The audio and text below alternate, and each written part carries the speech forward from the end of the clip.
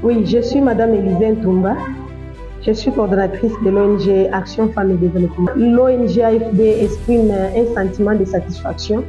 La satisfaction, d'abord, nous sommes satisfaites du fait que nous avons constaté que la campagne de 16 jours d'activisme contre les violences sexuelles a été mieux menée et c'est mieux réalisé.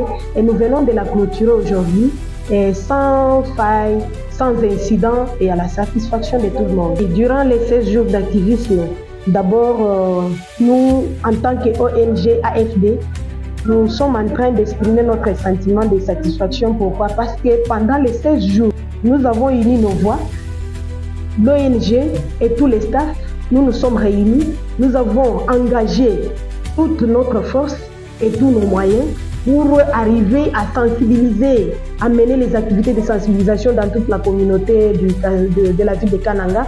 Nous avons essayé de toucher la province parce que nous avons touché même les territoires.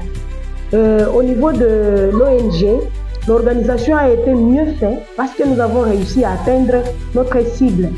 L'ONG s'était limitée, s'était donné des limites pour assurer une campagne de sensibilisation qui devrait atteindre 1000 personnes. Considérant les moyens, nous sommes allés à 400 quelques pour la ville de Kananga et 600 quelques pour les territoires, ce qui a fait environ plus de 1000. Et vous voyez que c'est déjà un acquis positif parce que nous, on s'attendait à toucher 1000, mais nous sommes allés à plus de 1000. Nous avons essayé d'atteindre 1115 bénéficiaires qui ont été touchés par notre message. Les messages de sensibilisation, de prévention contre les violences basées sur les genres. Nous avons apporté des insignes, nous avons apporté des affiches à la communauté. Notre souci majeur, c'était de sensibiliser, c'était d'apporter l'information à la population. Nous savons que la plus grande couche de la population se trouve dans les églises. C'est pourquoi nous avons mené beaucoup d'activités dans les églises. Nous avons sensibilisé les églises de réveil, les églises pentecôtistes, les églises qui ont été touchées sur la ville de Kananga et à l'intérieur de la province. Et le message qui a été partagé a concouru à prévenir toute forme de violence faite à la femme et à la jeune fille.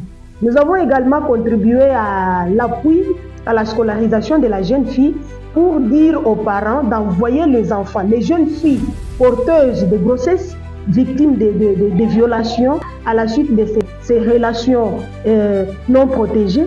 Et aujourd'hui, ces filles-là sont enceintes. Elles ont abandonné les études. Nous avons essayé de sensibiliser les parents en renvoyant ces enfants à l'école.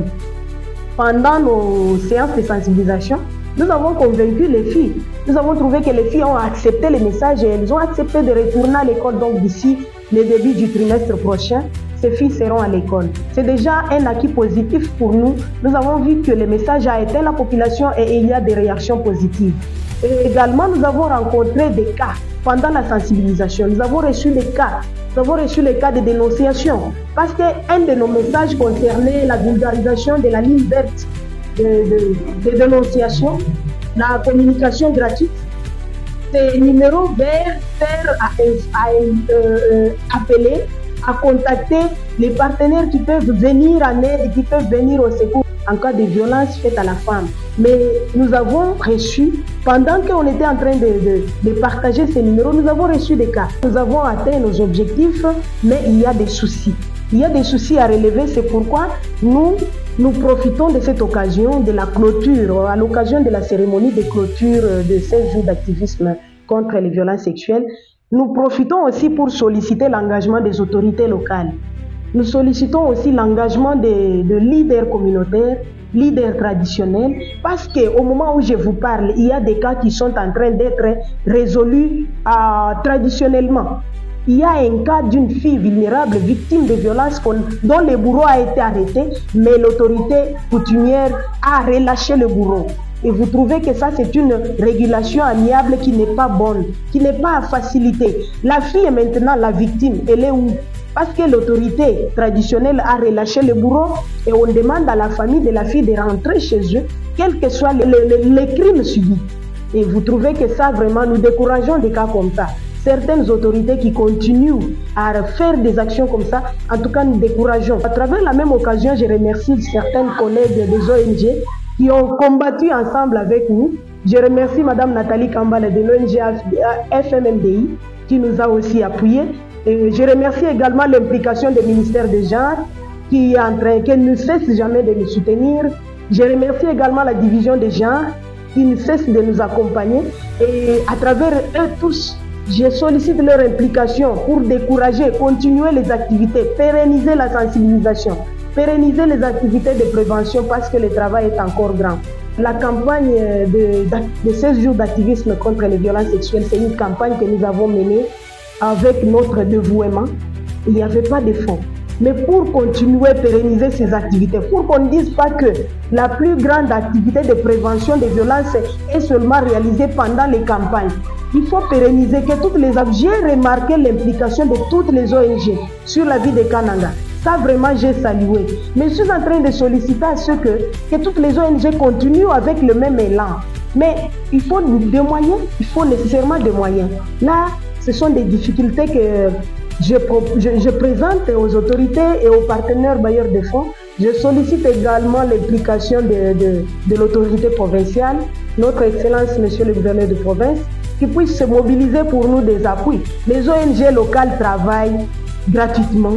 Les ONG locales travaillent avec un dévouement positif, mais nous n'avons pas de fonds, nous n'avons pas d'appui. Nous travaillons sous les moyens propres. Je continue à solliciter les appuis des autorités et de partenaires financiers. Avec cette campagne, notre mission c'était d'éliminer, de mettre fin à la violence. Mais nous voyons que le travail est encore fort, le travail est encore grand.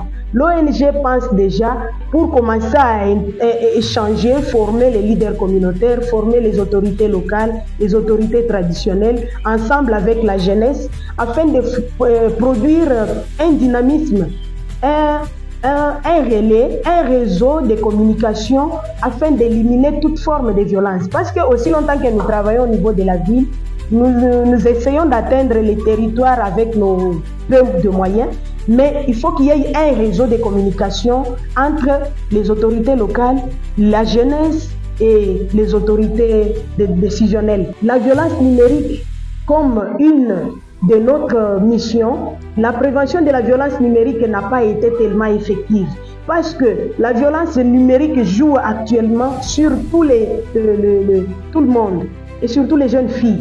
Les jeunes filles sont victimes de violences numériques.